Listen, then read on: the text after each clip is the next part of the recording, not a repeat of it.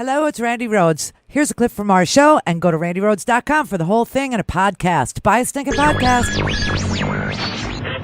Mary had a little man. The fall. We believe that all men are created equal. To the magnificent mosaic that is America. From radio beacon to radio beacon. I have a dream today. Change has come to America. Believe me. Knock, knock. Who's there? It's a figment of your imagination. Randi Rhodes Show. Turn up your mind. This whole thing is a sad episode for the country, but like we said in the hearing today, 4 facts will never change. Oh. The transcript speaks for itself. There was no conditionality, no quid pro quo in the transcript. The 2 guys on the call have both been very clear. No pressure, no pushing, no linkage to investigations in both President Zelensky and President Trump have said. And of course, President Zelensky didn't pledge to do any investigations prior to the aid being released. And the Ukrainians didn't know that the aid was even on hold at the time of the call. Ready for the debunk, everybody? Hello, how are you? I just can't even tell you what a potpourri of debunkification that testimony was yesterday. It was powerful. It was serious. It was unbelievable. Jim Jordan is lying. The president of the United States is lying. There's a Roger Stone trial going on over there. Roger Stone is lying. Paul Manafort lied to Mueller. So did Rick Gates lie to Mueller. So did Jared Kushner. So did Roger Stone himself. I mean, it's all congealing, if you will, if you must, into a giant, like necrotic gravy sore. Okay, the nurses are giggling. If you're not a nurse, it's just disgusting, okay? It's just disgusting. They're just picking out a scab until it dies. And so let's debunk, okay? Jim Jordan says there that Ukraine, let's start with the last one first, okay? That Ukraine did not even know that the aid was being withheld. Let's see if that's true. Ukraine finds out about the hold. Oh. You're not able to give them a reason for the hold. No one is able to give them a reason for the hold. They know the president wants these investigations. And then they're told in Warsaw by Ambassador Sondland, essentially, you're not getting the aid unless you do these investigations, correct? That's correct. Oh. So, you've been asked, how could there be conditioning if the Ukrainians didn't know? But the Ukrainians were told by Ambassador Sondland, were they not? They were. This is child's play, everybody. I mean, the president is a moron, and everybody that surrounds him, you would think that their lives depended on, Well, let's just see. Is there any other evidence that the Ukrainians knew?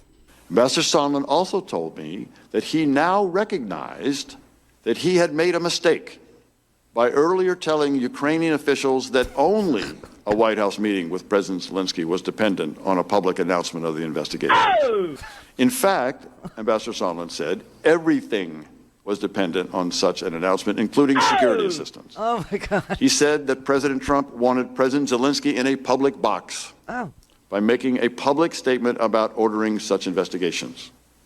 In the same September 1st call, I told Ambassador Sondland that President Trump should have more respect for another head of state, and that what he described was not in the interest of either President Trump or President Zelensky.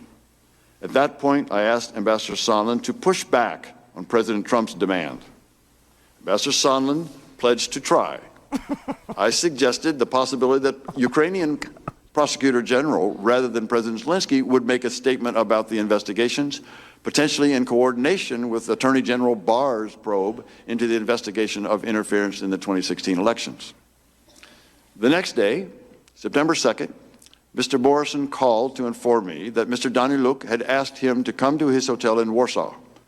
Mr. Daniluk expressed President Zelensky's concern about the possible loss of U.S. support for Ukraine. Mm-hmm.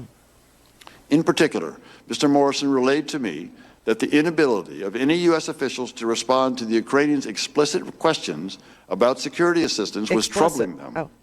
I was experiencing the same tension in my dealings with the Ukrainians, including a meeting I had had with the defense minister that day. On September 5th, I accompanied Senators Johnson and Murphy during their visit to Kyiv. When we met with President Zelensky, his first question to the senators was about the withheld security assistance. So you see you see how easy this is? All right, so not only did Ukraine know, so that's a lie, but Ukraine was freaked out, didn't want to make a public announcement about it because they were afraid that Russia was watching, Russia was listening, and they would lose their leverage in a negotiation with Russia to get the hell out of their country. Any other evidence that Jim Jordan just slept through yesterday? Any other? Was Ukraine ready to do anything? Were they booking themselves to make a public announcement on, I don't know, CNN? Colleagues on the other side suggest that President Zelensky personally did not feel any pressure at any time. And yet later on in September, he finally relented in a conversation with Gordon Sondland, according to your deposition, in which he agreed to make a statement on CNN. Isn't that right? But he didn't know. He had planned to make a statement on CNN, yes, sir. My colleagues also say that the hold on U.S. security assistance was lifted on September 11th without any investigations happening on the part of the Ukrainians, and therefore everything ended up fine in the end. However, Mr. Kent, as you know, the House Intelligence, Foreign Affairs, and Oversight Committees began this current investigation leading to the proceedings today on September 9th. In fact, it was only 2 days after this particular set of committees began their investigations that the Trump administration eventually released the military aid, correct? That is a timeline, yes. Fatality. Oops. All right, let's go to one of the Republicans' other BS talking points. This was about rooting out corruption in Ukraine. We all know that corruption is rampant in Ukraine. So one of the, I can't remember if it was Bill Taylor or George Kent that said every country has corruption, including the United States. Okay, so that's that. But let's specifically focus on whether or not this particular effort that Trump was engaged in was a legitimate anti-corruption effort. There's a lot of talk about Biden's son, that Biden stopped the prosecution, and a lot of people want to find out about that, so whatever you can do with the attorney general would be great. Biden went around bragging that he stopped the prosecution, so if you can look into it, it sounds horrible to me. Mr. Kent, when you hear those words, do you hear the president participating in or requesting a thoughtful and well-calibrated anti-corruption program? I do not. And Mr. Kent and Mr. Taylor, the defenders of the president's behavior have made a big deal out of the fact that Vice President Biden encouraged the Ukrainians to remove a corrupt former Ukrainian prosecutor, 2016, Mr. Shokin. And in fact, Senator Rand Paul on Sunday said, and I quote him, "They're impeaching the President Trump for exactly the same thing that Joe Biden did." Is that correct? Is what the president did in his phone call and what Joe Biden did in terms of Mr. Shokin, are those exactly the same things? And if not, how are they different?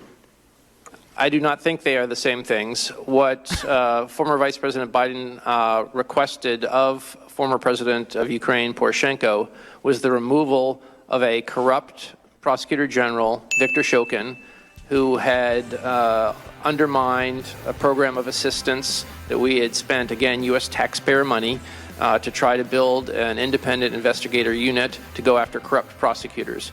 And there was a case called the Diamond Prosecutor case in which Shokin destroyed the entire ecosystem that we were trying to help create. The investigators, the judges who issued the warrants, the law enforcement that had warrants to do the wiretapping, everybody to protect his former driver whom he'd made a prosecutor. That's what Joe Biden was asking, remove the corrupt prosecutor. So Joe Biden was participating in an open effort, established whole of government effort to address corruption in Ukraine. That is correct. Fatality. Whoops. And then they were relying on the same corrupt prosecutors. Clear for takeoff. Rhodes.com for the whole thing and a podcast. Buy a stinking podcast.